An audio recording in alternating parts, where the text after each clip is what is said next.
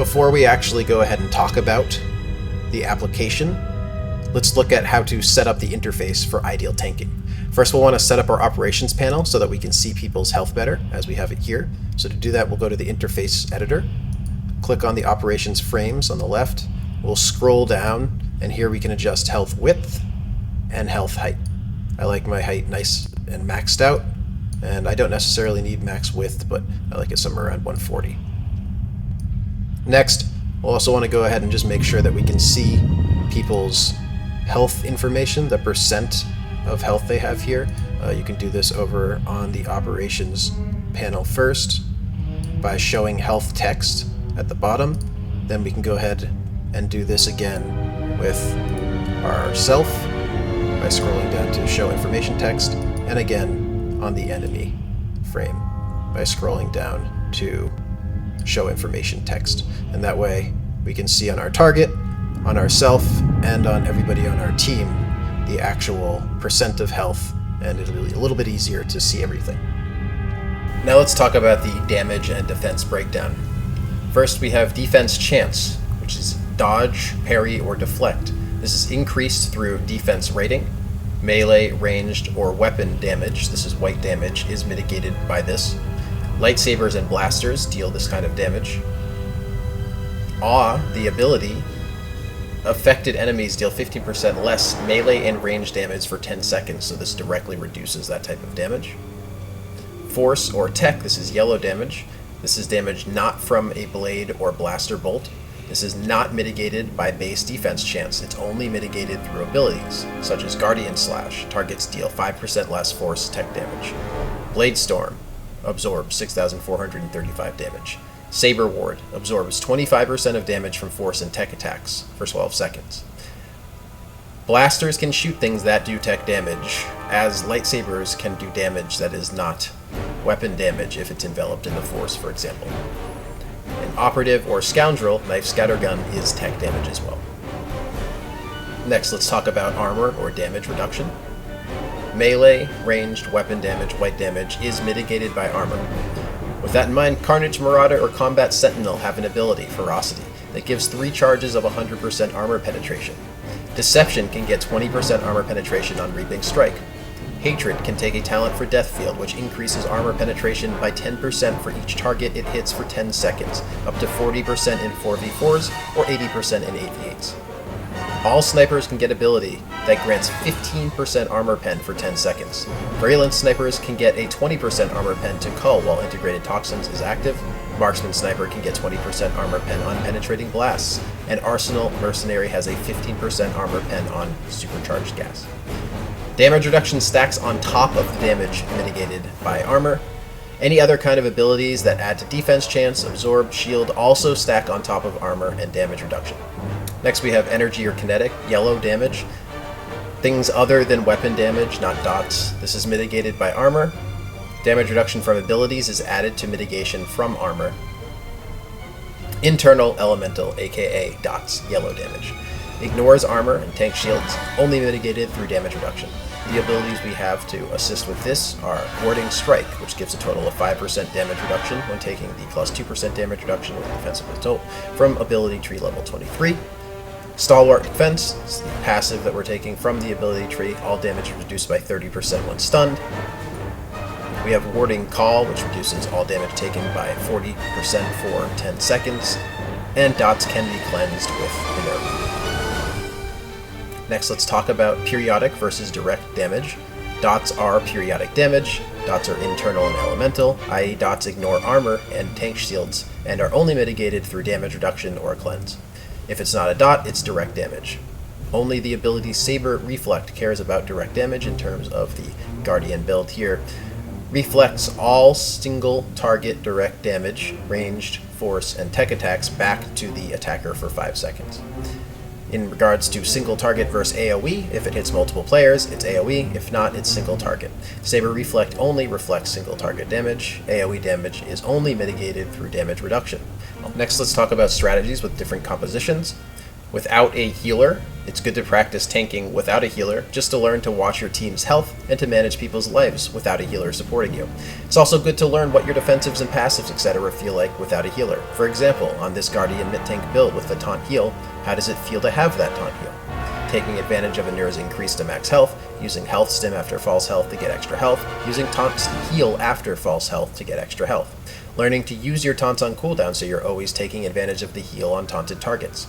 How powerful are you while you take advantage of buffs built into your kit, for example, shields, absorbs, defense chance, your blade storm, your riposte, your smash, your blade barrage, your damage reduction, your warding call, your warding strike, your stalwart defense. How does it feel to use those abilities and actually mitigate that type of damage without a healer there?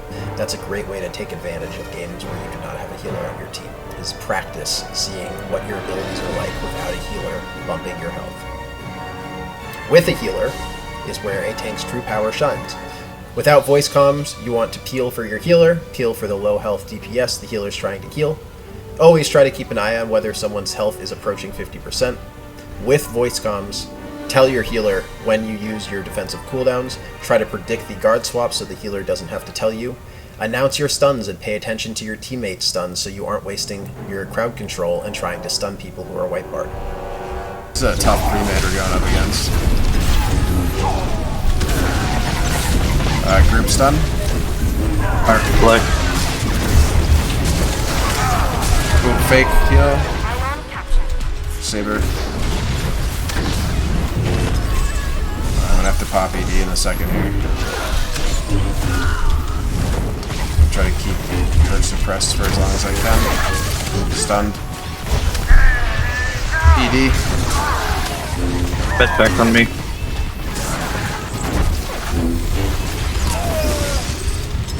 In terms of objectives, tanks can hold down an objective for a long time if their DCDs are up. They can also cause a team to be much stronger and survive for longer, especially against enemy premades. Stim. Second Nothing stim. after all that lightning. Yeah, sorry. I got a minute. I'll try to hold on. I have most of my defensives up. Invincible.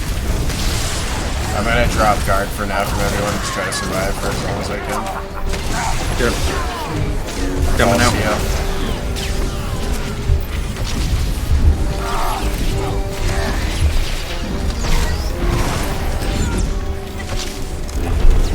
ED.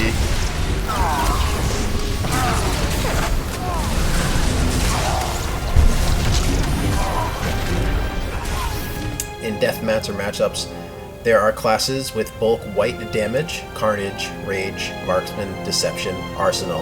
Of course, these do all have some yellow damage, but again, bulk white damage. This is where this specific mitigation tank guardian build will shine against those classes in particular, as we have a lot more options to mitigate the white damage.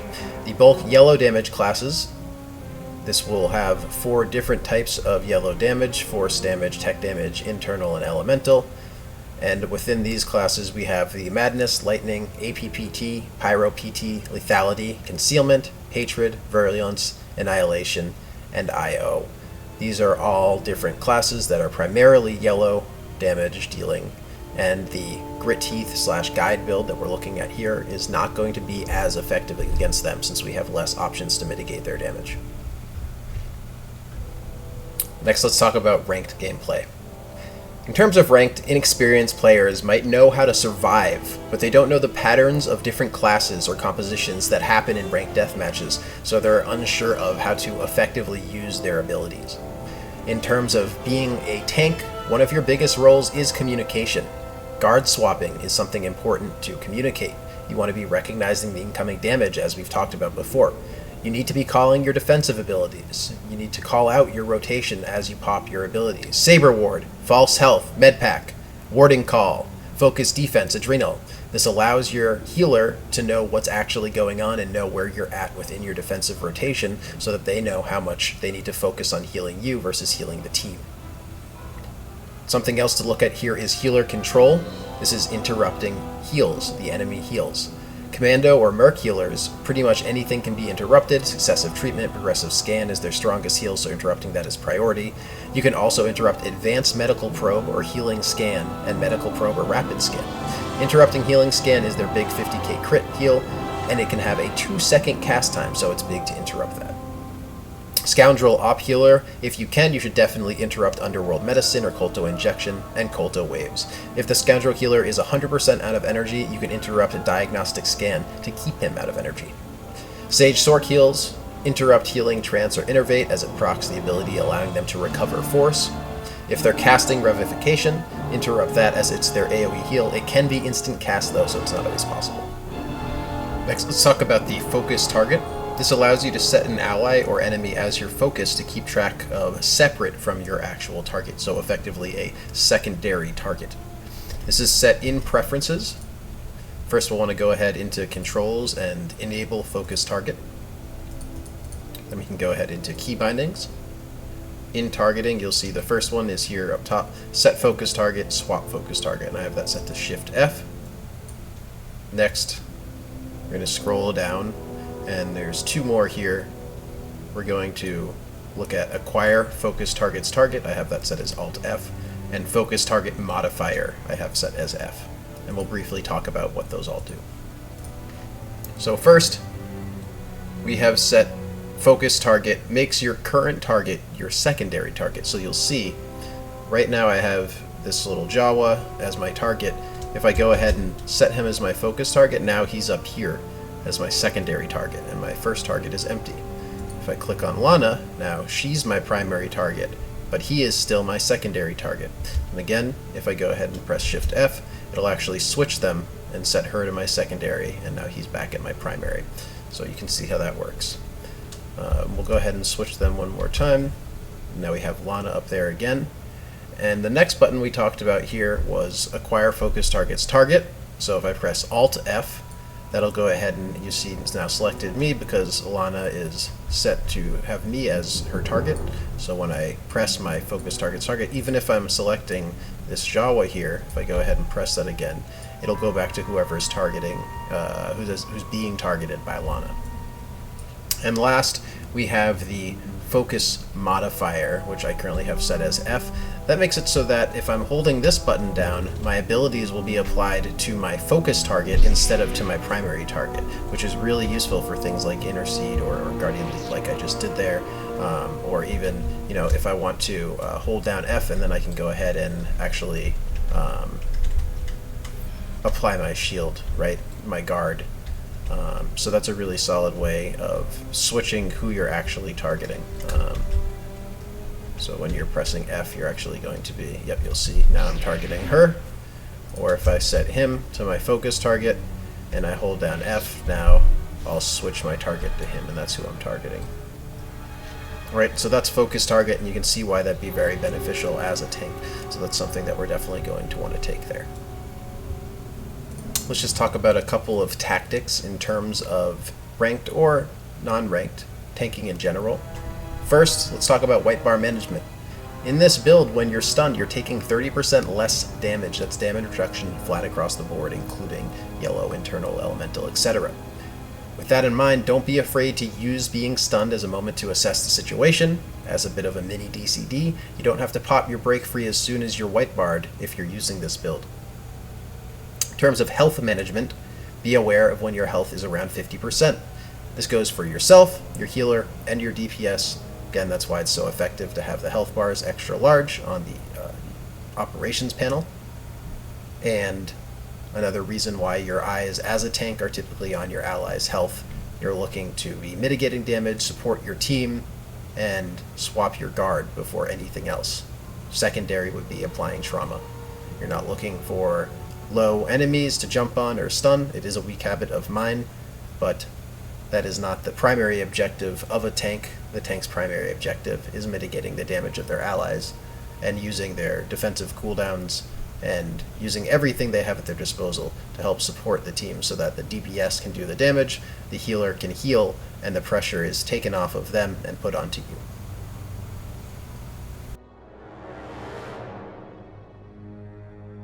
And last, let's just do a quick recap. We talked about the resilience of the Soresu form, how to be like a Minok. This is being adaptable, an immovable object, thriving in extreme situations. We talked about gearing, the ideal tanking build and variations, including the mid tank, the crit tank, and the skank tank. We talked about the abilities, including the core rotation, adaptation, and live practice. It is important, of course, to practice your rotations, but to be ready for the unknown.